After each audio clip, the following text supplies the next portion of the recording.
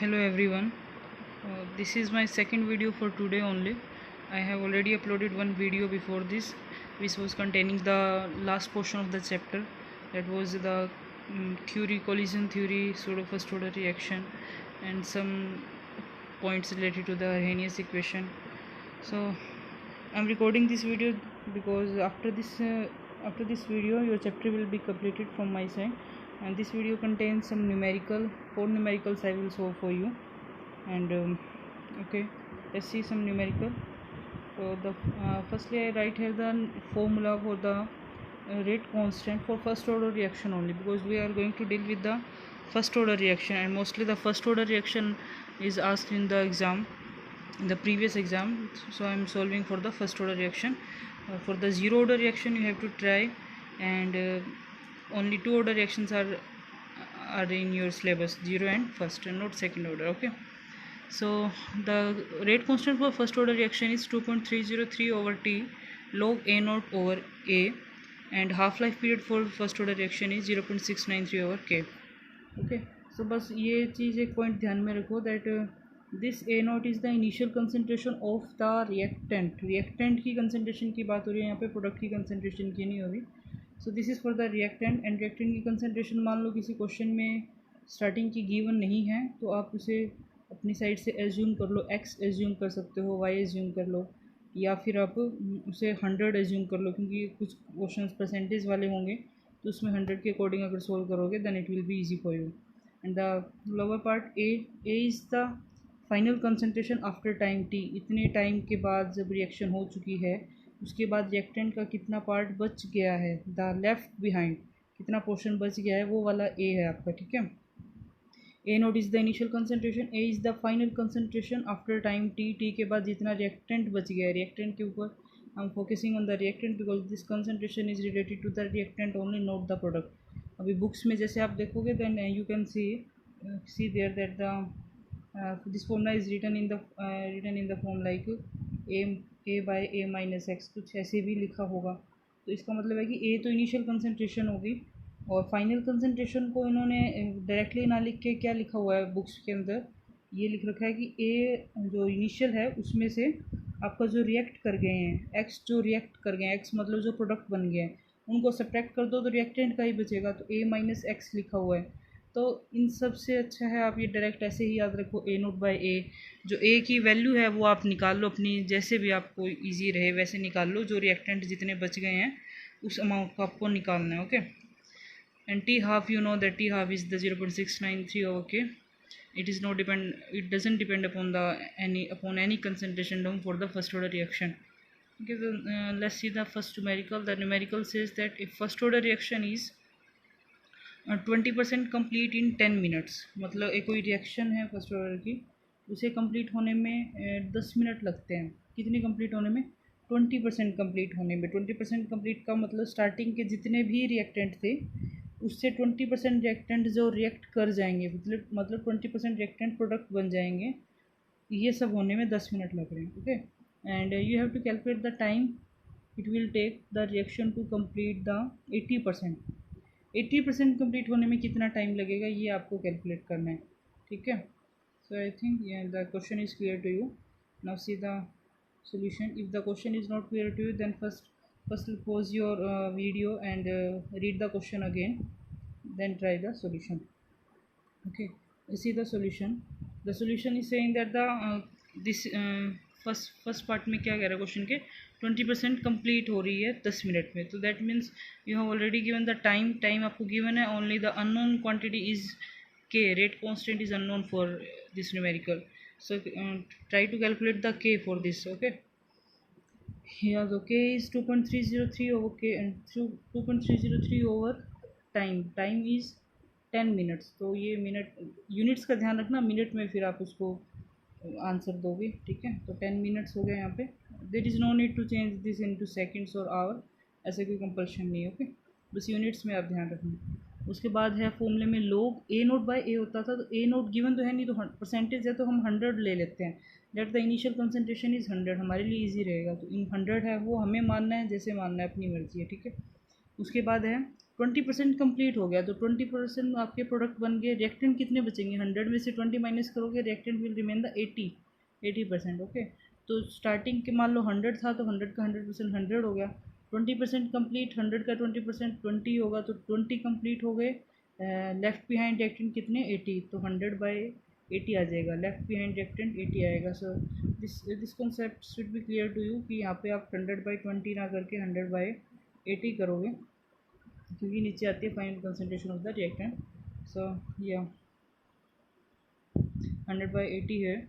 Now solve it and you will get the log 554, और यहाँ से कुछ आपकी वैल्यू आएगी। All this thing is clear to you. मैं तो log 5 की वैल्यू होती है, इट इज़ 0.6990, एंड log 4 की वैल्यू होती है 0.6020।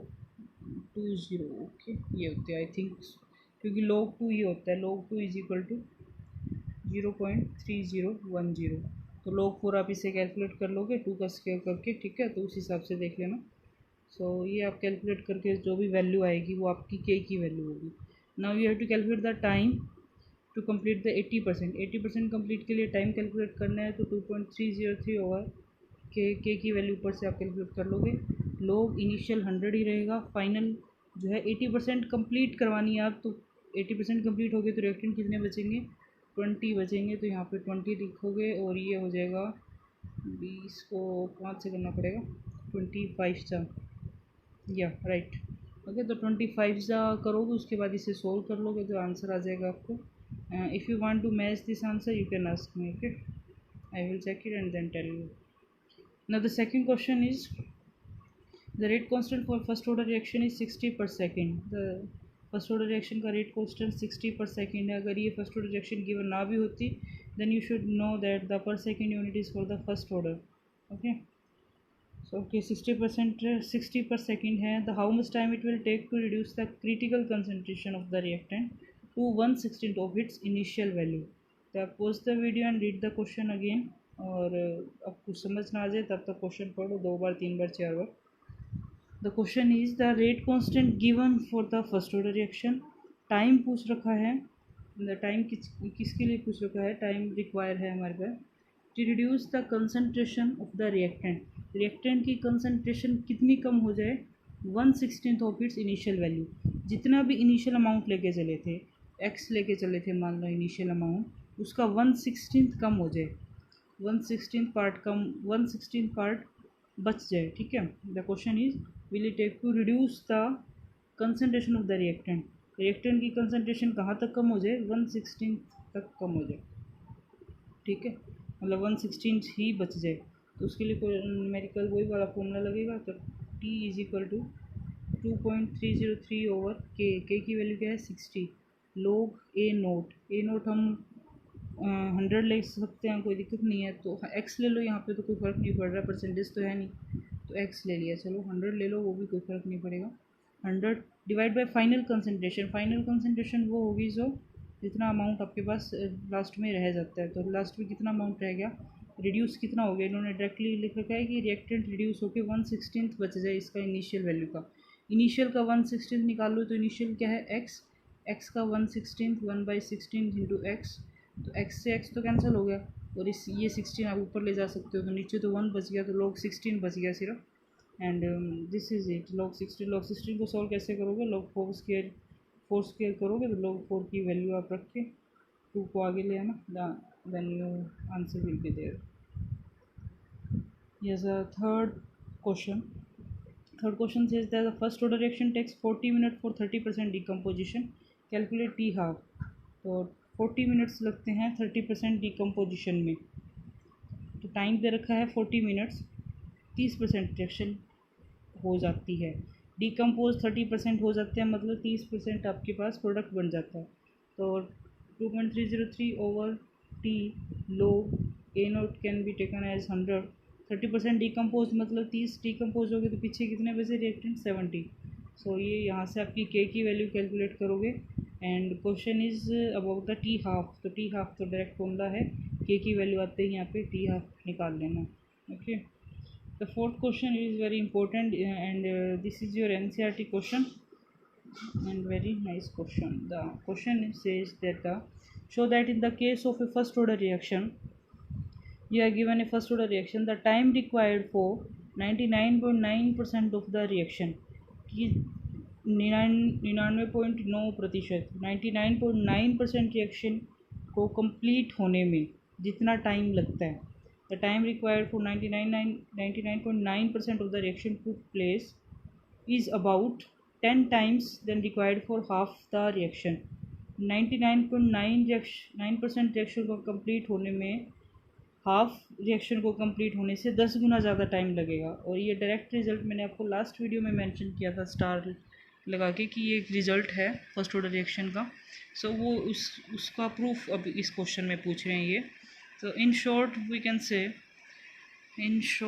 से दैट कि आपसे पूछा जा रहा है कि 99.9% रिएक्शन को जो टाइम लगेगा वो हाफ 50% रिएक्शन को जो टाइम लगता है उसका 10 गुना होगा। ठीक है, read the question again and again, जब तक आपको समझ ना आ जाए तब तक क्वेश्चन पढ़ लो।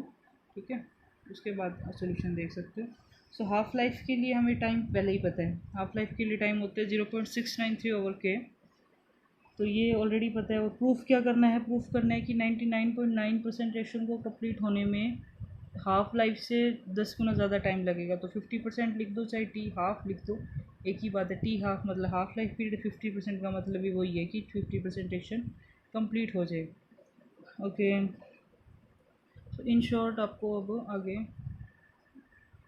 T99.9% के लिए टाइम निकालना है, तो वो इसका 10 टाइम्स आना चाहिए। इसका मतलब हम एक कंक्लूजन निकाल लें कि 99.9% वाला टाइम आना चाहिए 6.93।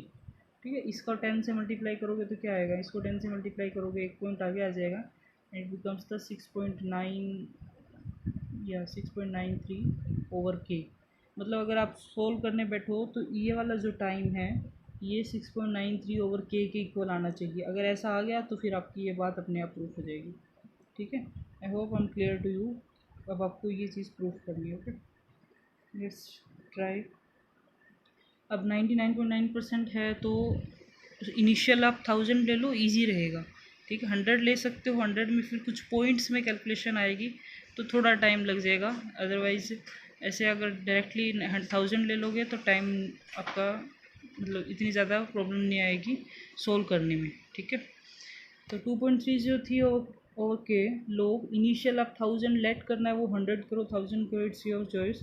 तो 1000 लेट कर लिया क्योंकि आपसे सोल्व अच्छे से हो जाएगा। Divide by final concentration of 1 ही रहेगी। अब ये कैसे रहेगी, इस बॉक्स के अंदर है ये।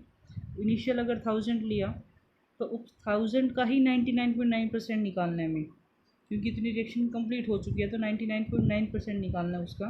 तो 99.9% निकालने के लिए क्या करते हो आप,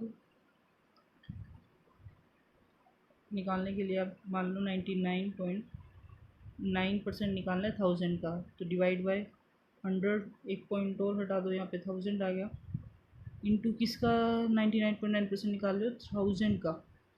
तो सोल्व करोगे तो 99.9% आ जाएगा 999 विदाउट पॉइंट। ठीक है, तो इतनी परसेंट रिएक्शन कंप्लीट होगी, मतलब इतने प्रोडक्ट बन गए। कंसनट्रेशन रिएक्टेंट की कितनी बची, 1000 में से इसे माइनस कर दो तो क्या बचेगा आपके पास, आपके पास आ जाएगा 1। ठीक है, आंसर में भी मतलब रिएक्टेंट की कंसनट्रेशन आ जाएगी 1। तो यहाँ पे यही सोल्व कर रखा है मैंने बॉक्स में, आप देख लो समझ आ जाएगा। तो इनिशियल तो होगी 1000, फाइनल होगी 1। ओके ओके, सो नेक्स्ट है इनिशियल 1000, फाइनल 1। तो 1 तो छोड़ो, 1000 को क्या लिख सकते हो, 10 क्यूब लिख सकते हो। 10 क्यूब लिख दिया, क्यूब का 3 आगे ले आओ, उसके बाद एज इट इज़ लोग 10 1 होता ही है।